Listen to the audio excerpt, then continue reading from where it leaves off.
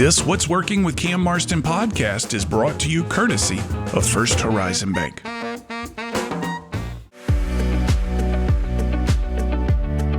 Hi, I'm Tabitha Scott, a human dynamics expert and the host of Bucket Listening, brought to you by First Horizon Bank. I hope you will join me as I sit down with people from all walks of life to learn how their passions, insights, and persistence have helped them turn their bucket list into a beautiful life. Tune in on your preferred platform or visit firsthorizon.com/podcast.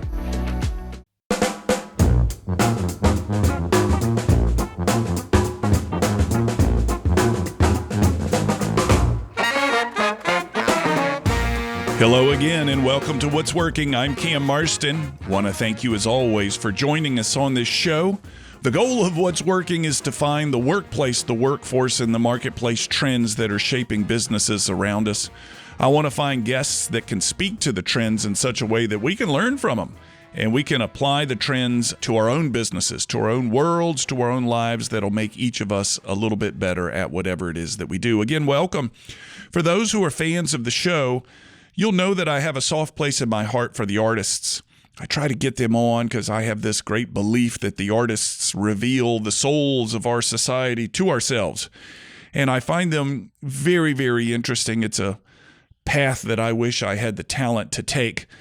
But the best I can do is kind of be in their orbit. And I use this show to introduce myself to some of them, to get some of them to come on the show and see what, and to talk to them about what their world looks like.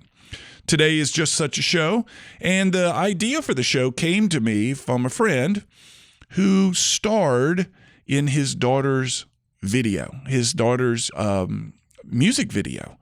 And his post that I saw online was that I would never do anything like this if it weren't for my children that would ask me to do it. This is not something I make myself available for, with the notable exception, he said, of his children. And I watched the video and I thought, I wouldn't ever do that either unless my children asked me to do it. And when I saw that and what he did and the efforts that he went through, I said, I'd like to meet the daughter that he did it for. And that's what this show is about. Kate Teague. She's an aspiring musician living in the Nashville area. She is what I think us generational people would call either a very young millennial or a very old Gen Z, meaning she's in her early 20s. And one of the goals of the show here today in getting Kate on the show is to learn, how is it that she sees the world? What does opportunity look like for a young lady in this generation? What does she want to be? And is it any different than any of us at her age? I am not a Gen Z. Let's say I'm 20 some odd years, well, maybe 30 some odd years older than Kate, and wonder what does the world look like to kids these days, particularly one that's aspiring to be a musician. Because we know this, there's very little money in recording music anymore, and I'll ask Kate details about this when we get her on, but there's very little money in recording music. It used to be back in the day that musicians would sell albums and then cassettes and then CDs and sometimes all three, and they could make a living that way. As we know, music today is nearly free. For $12, $15 a month in a Spotify account, I can have more music that I could ever listen to in my entire lifetime. And these artists get fractions of a cent. That's something else that I want to ask Kate about. Get fractions of a cent each time that song is played. So how does an artist today, a musician, make money? An aspiring musician make money? We know Taylor Swift's doing okay. I think she's projected to break $1 billion on her tour. But how does somebody that's, let's say, less than Taylor Swift make money, who's trying to get her toe in the door? Incidentally, speaking of musicians, as many of you know by now, that Jimmy Buffett died recently. He has connections to my hometown and where this show originates in Mobile, Alabama. And upon his death, his empire was worth $1 billion. You sing a song your entire life about cheeseburgers and flip-flops, and the next thing you know, you're worth $1 billion. How does that happen? Where does that money come from? How does that business model work? We'll see what Kate can tell us and what she wants her future to look like in the music business. You're listening to What's Working. Now's a great time to plant. Where to find us online? Go to what'sworkingcam.com. You'll find this show as a podcast. where you can subscribe and send it to your friends and go through previous episodes, and I hope you'll do that. You can also find the show on YouTube, where we hope to add some interesting YouTube content in the future. You're listening to What's Working. I'm Cam Marston. When we come back from break, we'll have Kate Teague. She's an aspiring musician from Mobile, Alabama, currently living in Nashville, an Ole Miss grad for what it's worth. We'll be right back.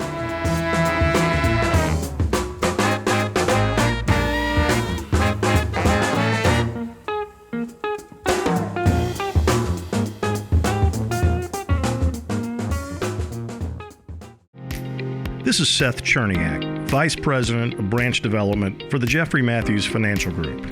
If you're an experienced financial advisor wanting the freedom of independence, but aren't sure making that jump is right for you, we should talk. Jeffrey Matthews has developed a successful program for advisors who don't want to be 1099 contractors and don't want to pay for their own overhead. We're looking for advisors who want the freedom to run their business the way they see fit, with the support that comes with a W-2 firm. If you're interested in joining one of our branches, or if you want to open your own branch as a full-time employee, let's chat. Our compensation plan is one of the most competitive among all W-2 firms, big or small. Reach out to us today at jeffreymatthews.com. Connect with me, Seth Cherniak, on LinkedIn, or click the link in the podcast. Jeffrey Matthews Financial Group, member FINRA, SIPC.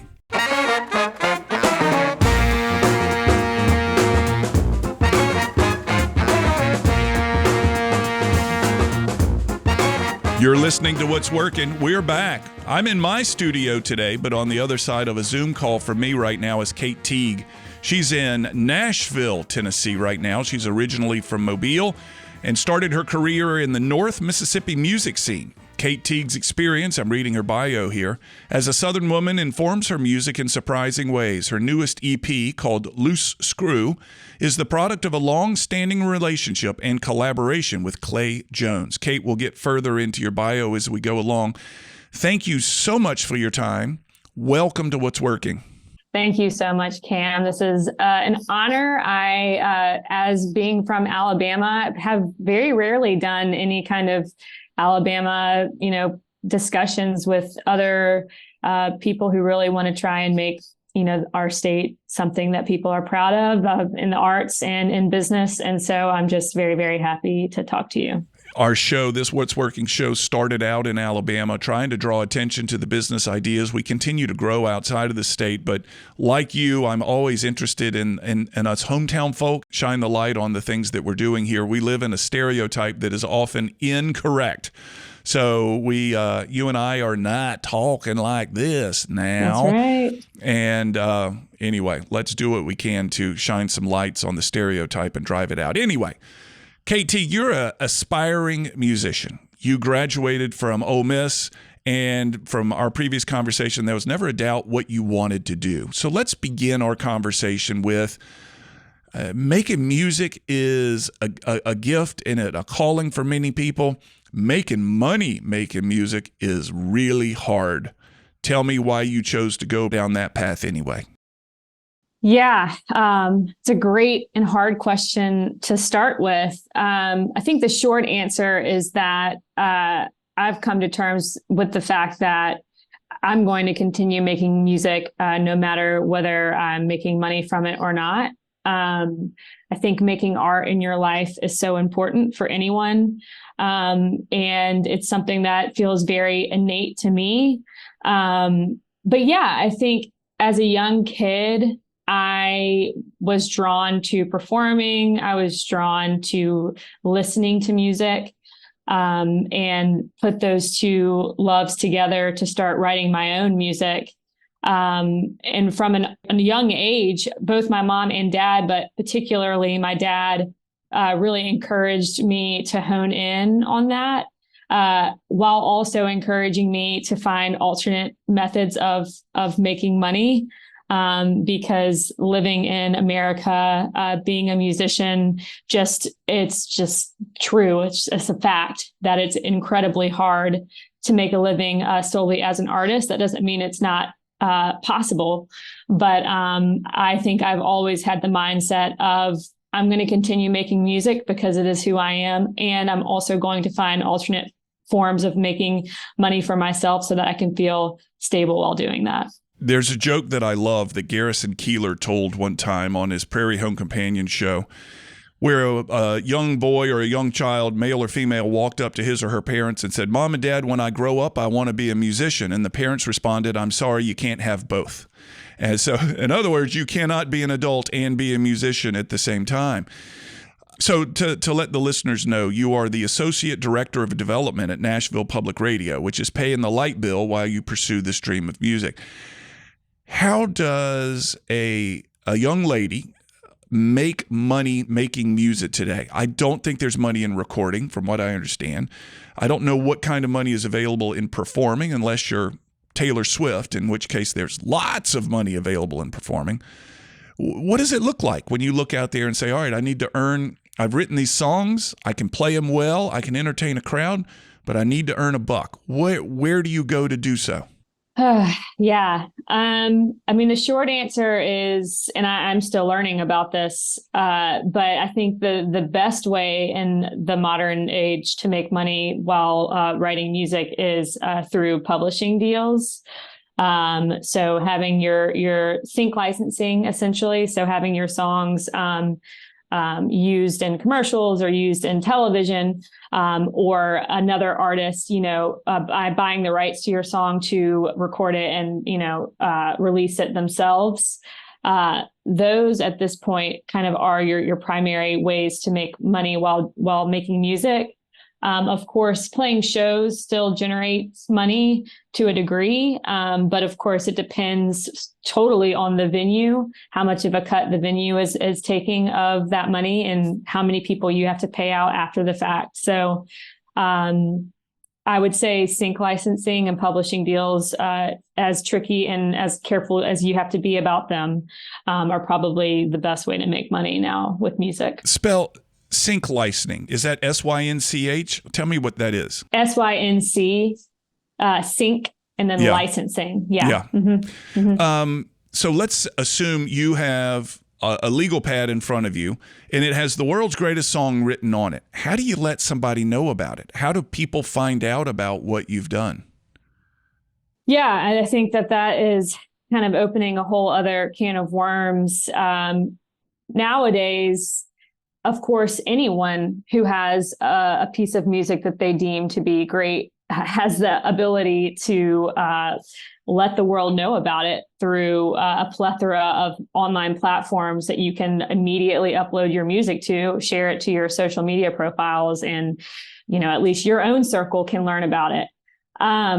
In order for a wider audience to know about a really great track, I think that there is a variety of things that have to go into play. For one, I do think that is one of the only big reasons that record labels still exist, is that they provide a platform that a lot of people are, depending on the label and how big they are, that people look to for good music. So if you are signed to a label with status, your song is obviously shared with many people. I think. Let me clarify that for myself. I want to make sure. So let's assume you have signed, Teague has signed with a record label. Does that mean you're recording for that label, or you are sending your music to them for them to say to their artists who are recording, hey, XYZ, very popular artist, Teague's producing some great music. Let me play you some and see if you'd like to record any of it. Is that the way it works? No, that's a great question. I think, and of course, I want to just make the clarification that this is my interpretation. I think that there are many different ways to go about this. Nowadays, it's more along the lines of record labels want to acquire music that already exists. So especially with home recordings, people being able to record their own records at such a low cost, record labels are less willing to incur the cost of making the record for you unless you're already signed to the label. So let's say, you're Taylor Swift. I don't know who she's signed to, Capitol, whatever it is.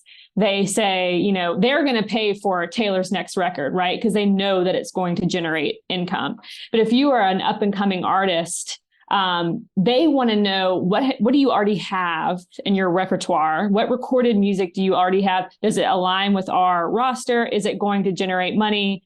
And so they're generally nowadays, for new artists, buying catalogs that already exist, owning it for a limited amount of time, or in some cases for life. And then, you know, profiting on that already created music. So they're looking for your inventory. It sounds like a catch-22. You can't make money from making music till you've made a bunch of music already. So you've got to develop a catalog.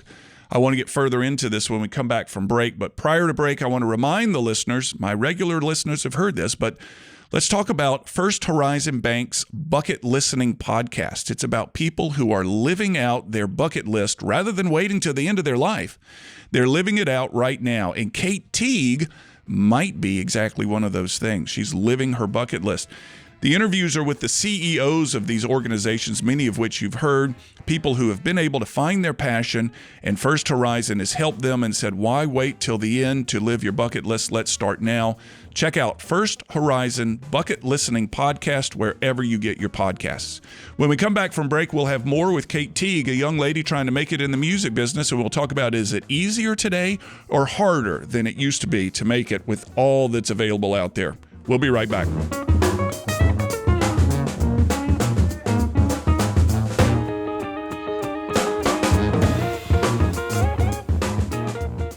Customer service never goes out of style. In fact, I think it's safe to say that customer service is more valuable and more important now more than ever. Hi, this is Cam Marston. One thing that my over 200 episodes of What's Working has taught me is how important customer service is to building and maintaining a thriving business. It's the growing need for customer service that's led me to partner with one of the state's leading customer service trainers to create our program called Delivering 5-Star Customer Service. Your team will get one 90-minute training session per month for 6 consecutive months. Each session builds on the skills learned the previous month, allowing your customer-facing teams to practice before moving on to the next lesson. And the 6 lessons address everything from appearance to electronic communications to conflict resolution to maintaining a service mindset. Our program travels and is delivered in person at your workplace, nothing virtual. You simply can't practice the level of the skills this course teaches virtually. For more information, email me, cam@cammarston.com, and let's schedule a time to talk. Remember, you have less to fear from outside competition than you do from discourtesy and bad service from inside your own company. Again, email me, cam@cammarston.com, and let's talk about your business.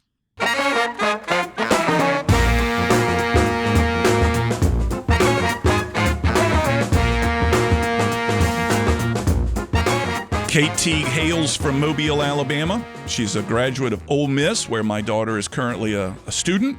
Kate currently lives in Nashville. By day, she's the Associate Director of Development at Nashville Public Radio.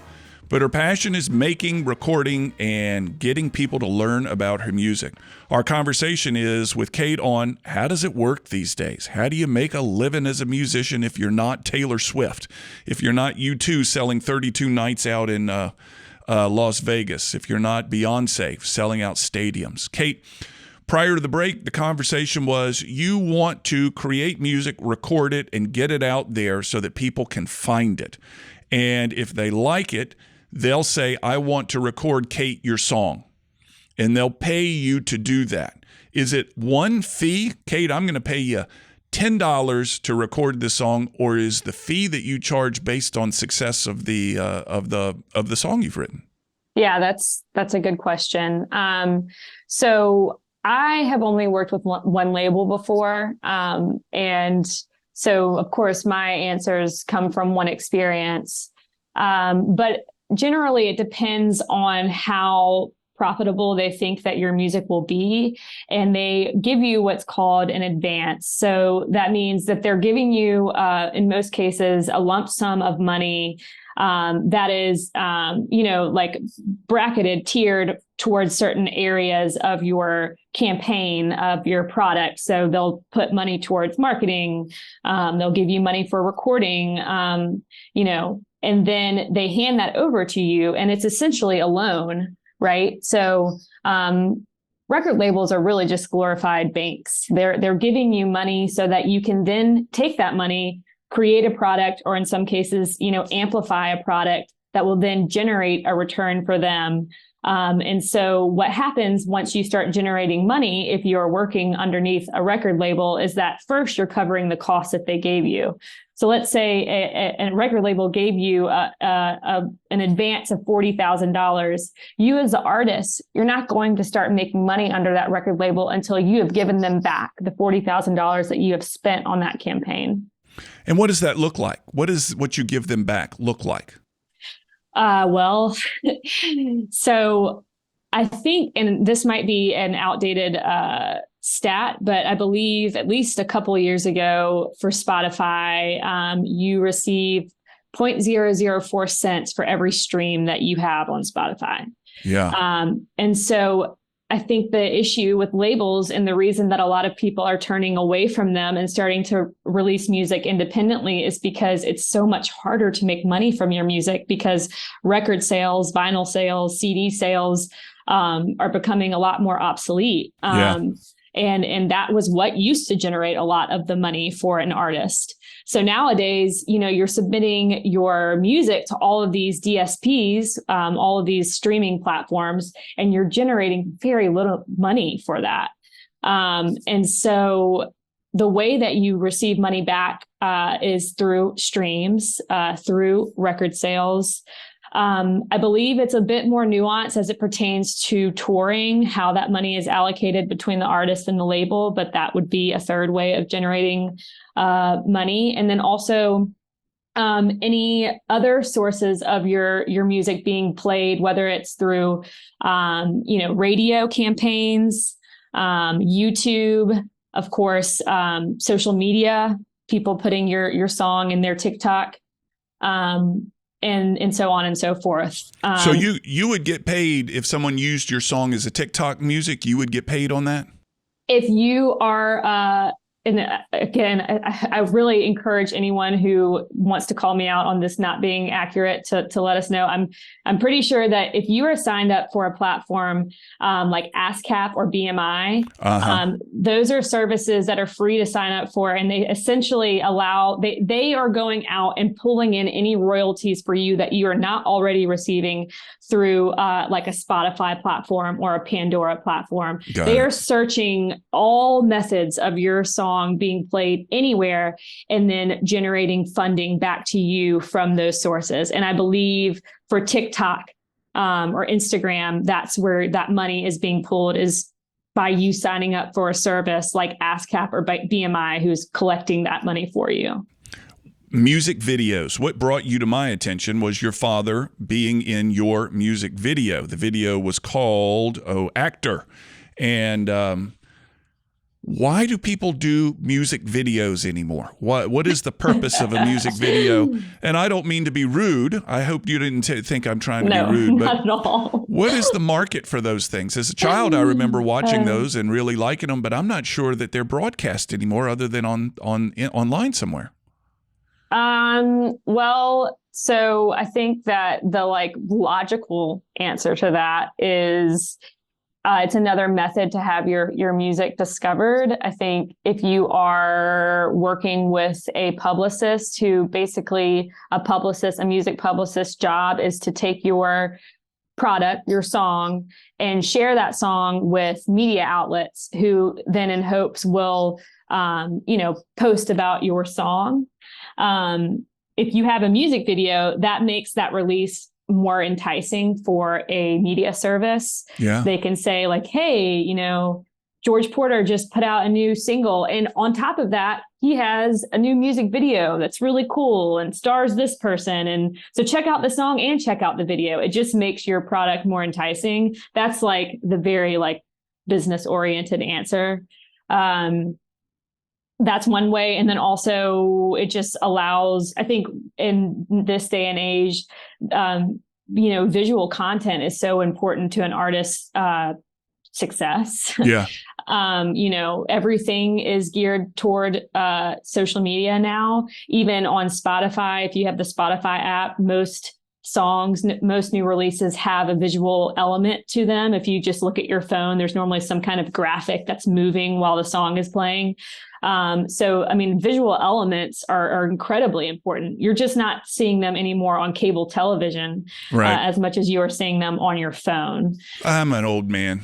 I'm an old guy. Middle-aged, as we talked before we started recording, middle-aged, overweight, thinning-haired white guy. And I want the world to be the way I remember it being versus the way it is. And we all sat down to watch videos back in the day. Is it easier today, Kate, or harder to make a living as a musician? Is the market more crowded with musicians or less crowded with musicians today? What's your thoughts on those? Oh, infinitely more crowded. No kidding. Infinitely more crowded. Although I will say some of the more antiquated ways to elevate musicians, I think, have become more heavily relied on in the midst of there being such a plethora of content out there. You are relying more on the sources that you trust to provide you with music that you like. But the market is incredibly saturated because anyone can record music. You can use the microphone you're using right now to record this podcast, and you've got one half of a recording setup that you can use to create your own music and upload it to SoundCloud an hour from now. Is it easier or is it harder? I'm guessing with your comments on market saturation, it's harder to make a living as a musician today. Oh, absolutely. Absolutely. Yeah. And if you want to go play a gig in Nashville, mm-hmm. How easy is that? I mean, I've walked around, what is it? The big street Broadway in Nashville, yeah. and mm-hmm. There's 24 bars with singer-songwriters in there. Mm-hmm. And mm-hmm. you got to think that they're doing it just for exposure, not for revenue. Am I right? Yeah. I mean, I can't speak to the bars on Broadway and how they pay their artists. I think I might be going down a rabbit hole here, but there is still a lot of really backwards ways of paying artists when it comes to venues. Some artists give artists a lot more money than others. Let's talk about that more when we come back from break, Kate. And I'm going to ask you this question. Kate, in a perfect world, what would happen to you in the next 5 years that would cement your livelihood for as long as you want as a prosperous, let's just say successful musician? What would a 5-year perfect plan look like? And we'll wait with bated breath as we go through these commercials to hear her answer. You're listening to What's Working. I'm Cam Marston on the line with Kate Teague in Nashville, an aspiring young musician. We'll be right back. This is Seth Cherniak, Vice President of Branch Development for the Jeffrey Matthews Financial Group. If you're an experienced financial advisor wanting the freedom of independence, but aren't sure making that jump is right for you, we should talk. Jeffrey Matthews has developed a successful program for advisors who don't want to be 1099 contractors and don't want to pay for their own overhead. We're looking for advisors who want the freedom to run their business the way they see fit with the support that comes with a W-2 firm. If you're interested in joining one of our branches, or if you want to open your own branch as a full-time employee, let's chat. Our compensation plan is one of the most competitive among all W-2 firms, big or small. Reach out to us today at jeffreymatthews.com, connect with me, Seth Cherniak, on LinkedIn, or click the link in the podcast. Jeffrey Matthews Financial Group, member FINRA, SIPC.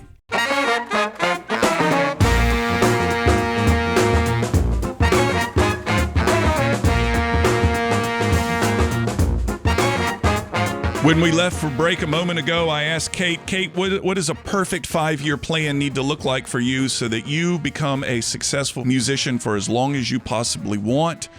We're back. You're listening to What's Working. She's had a minute or two to consider her answer. Kate, what would need to happen so that the stars aligned and you could be a successful musician the way you wanted to? Okay, Cam, you might not love my answer here.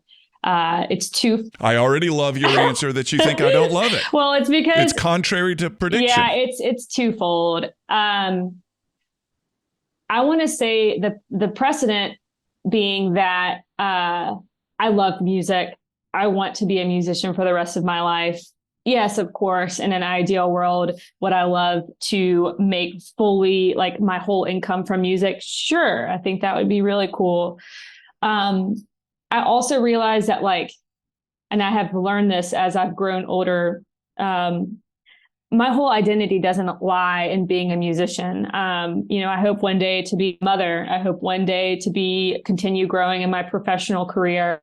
And I also hope to be an artist. And I think that I can achieve all three things. Will it be difficult? Yeah, absolutely. But that's who I am as a person. So, if I really wanted to make it fully as a just solely successful musician, and that's how I'm generating income completely, I think that my exposure would need to be broadened immensely. So I would want to be signed to a record label that has, a lot more followers.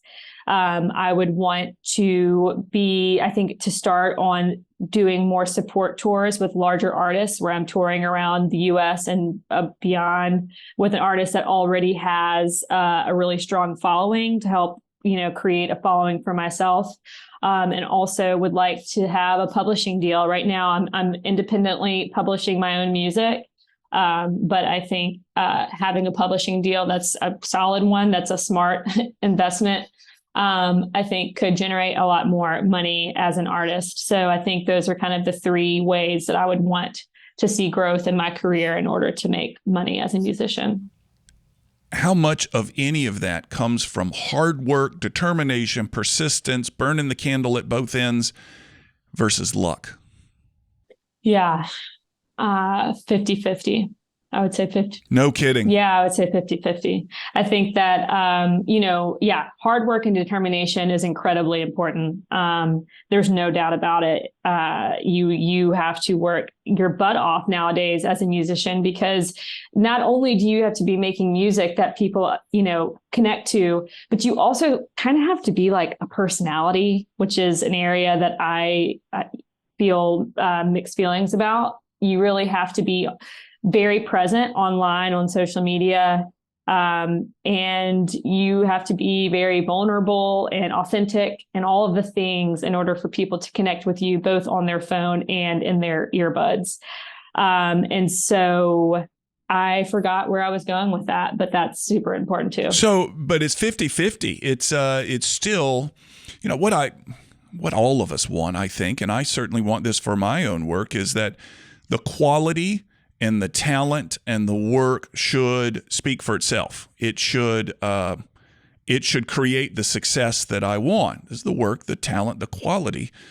But there is some part of it that's just downright luck. Now, of course, the old expression is luck is a reflection of work. The people that get lucky are often also the hardest working ones.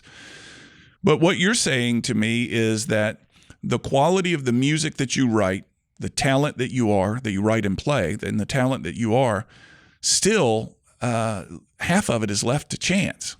I'll give you a story, and I will certainly not name names because I love all these people. And so my partner, my boyfriend, is also a musician, and he lives in Nashville and has for many years. I'm just moving to Nashville this year.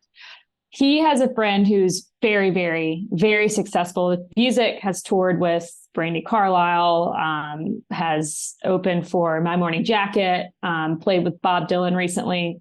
Amazing. They're absolutely incredible. And that person has an artist that they really love, that they're a huge fan of. And they were talking to my boyfriend about just how they could not believe that this friend of theirs that they think is super talented, how they also aren't so successful.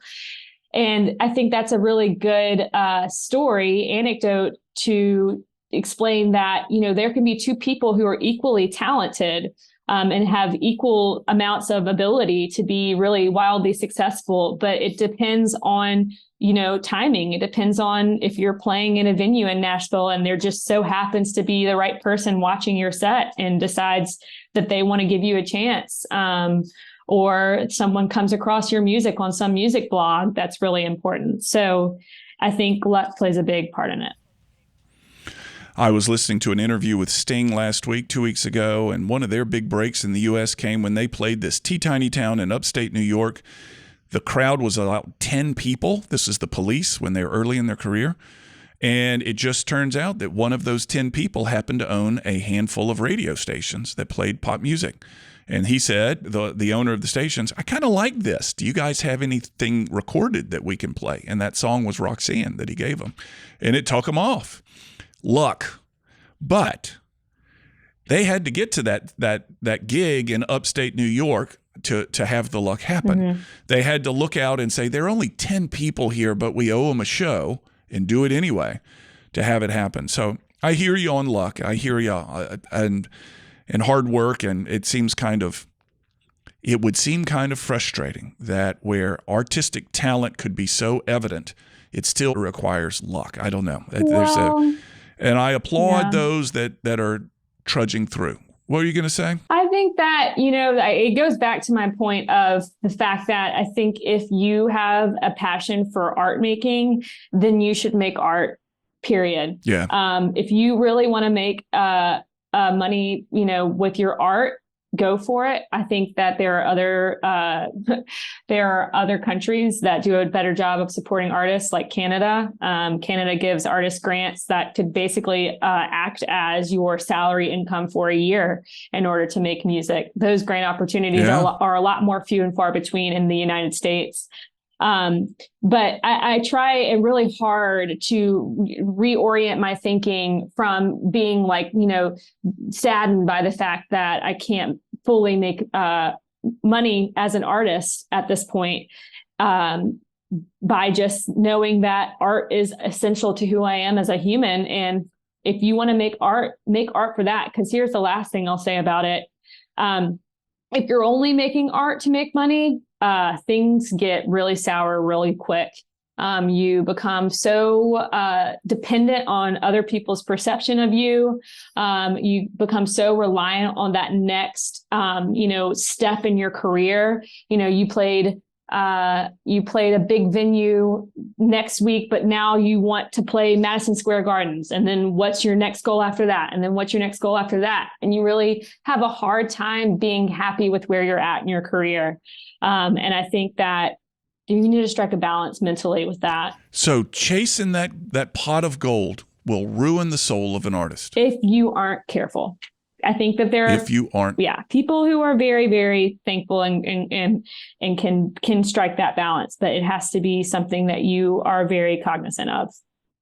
Somebody's listening right now, Kate, and they're going to say, well, let's find her. Let's check her music out. I like her soul. I like her ambition. Where can they find you? Sure.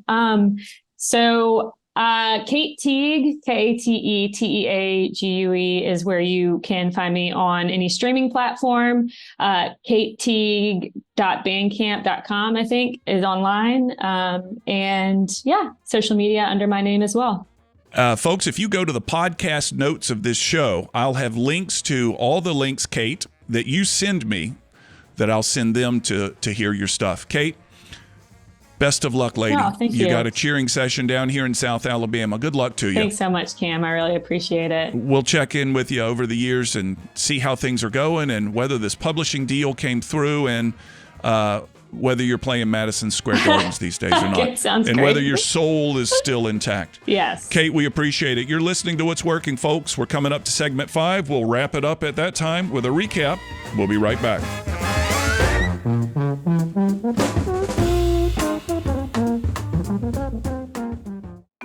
This is Trey Langus with Transworld Business Advisors.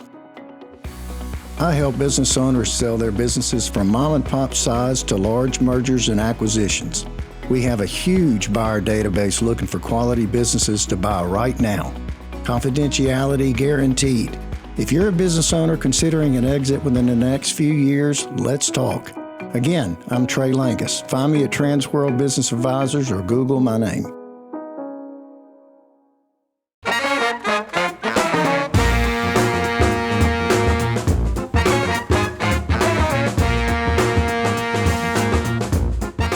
Again, if you want to hear some of Kate Teague's music, go to the podcast for this radio broadcast. Each radio broadcast is converted to a podcast. It's a matter of pressing a few buttons. And in the podcast, we're able to leave show notes. And if you go through the show notes, you'll have the links to all her media if you want to see that video. The video is the thing that caught my attention of Chris Teague, Kate's father, acting in the video. Chris is a great guy, and he'll not be ashamed by this. He's not an actor, and you could tell he was doing everything he could to support his daughter in that video, and for that reason, it caught my eye. It's something that would be a stretch for me too, but it's something that I think I would do if one of my children asked. None of my friends can ask me to do that. My kids, yeah, I'd jump up and help them as much as I could.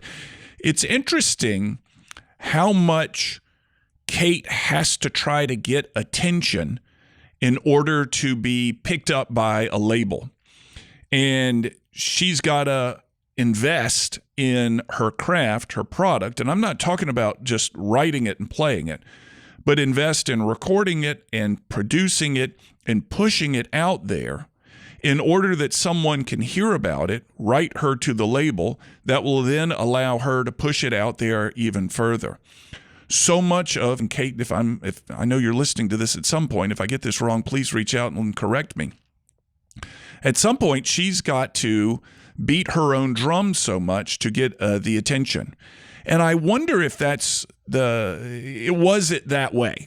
I just finished a biography of Jerry Lee Lewis, and he went up into the recording studio at Sun Studios in Memphis and wanted to record something. This is similar to Elvis's story. But wanted to record something, and it was there that the Sam Phillips, I think it was, heard him and said, "You can be great." It doesn't happen that way much anymore. You've got to beat your own drum very loudly for people to come see you. You got to get out there and draw attention to yourself. And, for as much as we badmouth social media, and I'm at the top of that list of badmouthing it and wondering why I just got off the airplane yesterday and spent most of that flight looking into social media. But it's necessary, I guess, to bring attention to yourself in order to be successful in her business. And goodness knows for this radio show, in order for us to pick up more listeners, we got to continue to essentially post things out there that are pointing at ourselves. Very vain, very it appears to be seeking glory, and it's something that it always makes me feel uncomfortable, but is a part of the world. I guess in that regard, Kate's approach to drawing attention to herself and her writing and her music isn't so much different than what we have to do, and in fact isn't so much different from what we see out there so much today. And honestly, I guess I don't know what to think about that. I'll have to mull that over. Folks, I had a great email this past week from a guy in Coleman, Alabama, who wrote me about a show. It's wonderful to hear from people who are listening and thinking about it and considering the content and have some feedback. And I hope you'll do the same. Go to what'sworkingcam.com. You'll find this podcast, and you'll find a way to reach out to me or email me directly, cam@cammarston.com. Let me know what you think, what's going on. I want you to find us all, as always, on social media. Most of the activity is under the Facebook banner. We certainly do some Instagram stuff, all that. Have a good week, everybody. We'll have another show next week. As you likely know, this show originates as a radio show broadcast across the state of Alabama, and it continues to grow in both radio listeners and market. After it's formatted for radio, we then turn it into this podcast. Please share it with those you think would find it interesting, and subscribe to the podcast on my YouTube page, where you can leave messages and your thoughts and your comments, and I'll certainly get back in touch. Finally, if you're a fan of the show, please offer a review on Apple Podcasts or Spotify. You can find my book called What Works on Amazon.com. In it, I highlight the top 10 ideas from the first 200 episodes of the show. Mind you, they're not the top 10 best episodes, they're the top 10 best ideas. Many times the same ideas are brought up again and again by different guests, and we dig into those ideas in such a way that they'll be easily applicable for your business. Simply go to Amazon and enter my name, and you'll find What Works as well as my other books. Chapter titles include How to Find a Niche, Innovation, Building Teams, and so forth. To learn more about the workshops and seminars I offer, go to cammarston.com. There you can view clips of my work, view workshop titles, view my reviews, case studies, customer lists. It's all there. If you'd like a free copy of one of the chapters of my book, enter your email address at the bottom of the homepage at cammarston.com. And from that site, you can email me directly. I always love to hear from you. You'll also find me on social media. Find Cam Marston on all the social media platforms, and you may need to enter the numeral 1. There's one other Cam Marston out there, and that numeral 1 distinguishes me from him from time to time. So if you're unsure if it's me or not, enter that numeral 1 after my name, and it should do the trick. On a more personal and less professional side, I record weekly commentaries that air across Alabama on Alabama Public Radio twice each day on Fridays called Keeping It Real. They've won statewide and national awards. They're simple observations on the world as it goes on around me, and they're only a few minutes long. They're a passion. You can find them on the same podcast app you're using to listen to this. Finally, if you're interested in advertising on this podcast or the radio show, reach out. I've worked hard to cultivate a specific listener, and I can tell you all about them, and I have many different options for helping you reach them. Thanks again for listening. We'll have another episode available soon.